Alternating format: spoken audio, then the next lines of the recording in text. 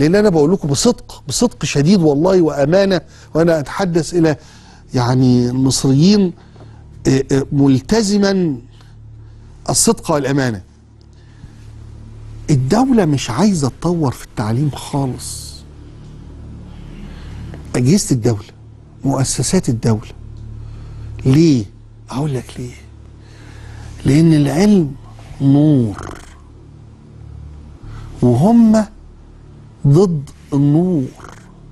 هم بس مع حزب النور، انما ضد اي نور اخر.